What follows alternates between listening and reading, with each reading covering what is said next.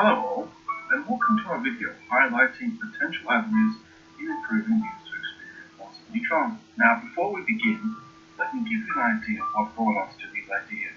We began first with a wide sample of data, using people ranging from young students through to professional persons, and finally to the elderly. Following this, we began a review of all the data, and we quickly determined there were three particular areas that were common throughout all of our subjects.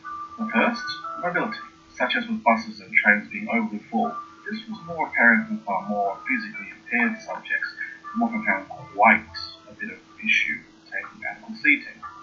The second, stress.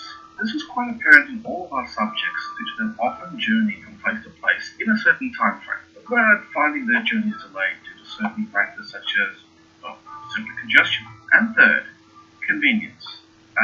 Sometimes the subjects often having to skip buses due to them being overly full and thus delaying them.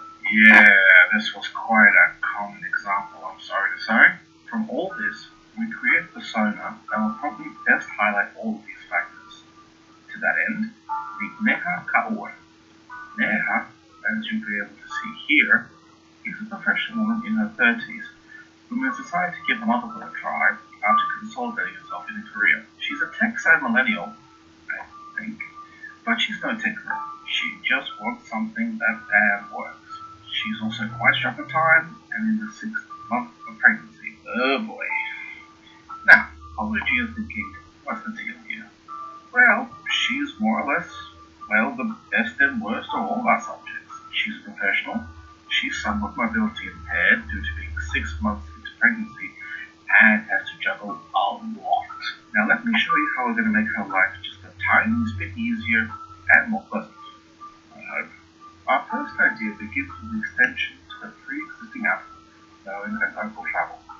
In this idea, we extend the app into the realm of the wearable and make existing smartwatches an active element of the user experience. This idea is intended to tackle the convenience and mobility factors which arose from our research. How? Let me show you. Beforehand, Neha will have to set a particular route, say one she takes often for work, on the extended Opal Travel app, while also pairing her smartwatch to a smartphone. This is so she gets up-to-date, real-time data on her route, allowing her to make informed decisions about her journey. Now, as you remember, Neha's pregnancy is to the point where her mobility is impaired. She's also quite strapped for time at this point, as you understand. We first attend to the issue of mobility in a rather simple way. Instead of her fumbling around for an Opal card, she can simply use her smartwatch to tap on and be on her way. Small steps, right? As soon as she does so, her route will be updated with the latest data about her route. Once updated, the watch will inform her that her normal train is starting to fill up, and it doesn't look like she's going to be able to get a seat. It will also offer her a different route that she could take, which will ensure her both a seat and allow her to keep her schedule. Brilliant, eh? She says yes to this route, and is given a line, platform number, the eventual stop, and even the carriage she should get into in order to get a stress-free seat. If she's lucky, maybe get a carriage that's very close to the escalator or lift. As she nears her stop, the watch will provide a small buzz to attract her attention. From there, it will tell her where she has to go in order to finish her journey. This is done by a compass-like pointer, a platform number, or perhaps both for convenience sake. Now, how does this help her? Simple. Instead of having her wait idly for the next train, hoping she'll get a seat, we've given her control of the situation, gotten her a comfy seat, and her schedule is kept. Our second idea, unlike our first one, addresses the issue of stress exclusively. It also moves the wearable from the active element of the user experience to the more passive element. Now you might ask, how are you going to tackle that? Well, truth be told, we're limited. Sydney is Sydney, and there are just some things we can't change at this level. So we decided instead of going after what we can't change, let's try to modify what we can. We opted to use existing technologies of smartwatches, like the sensors and systems, and exploit their ability to pair and share data with smartphones.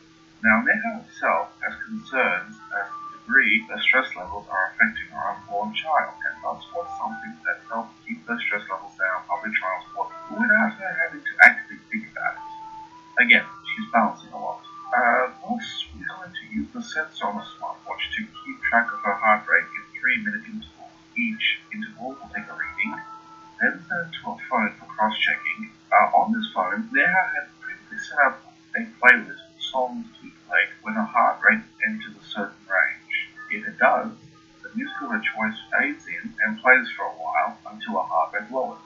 Once it is out of that range, it will fade out gently, thereby making the trip a bit more pleasant, yet only in a small way. But then, small things can often impact the experience in large ways, don't you think? Thank you all for your time. We hope this video has been helpful and informative for you all.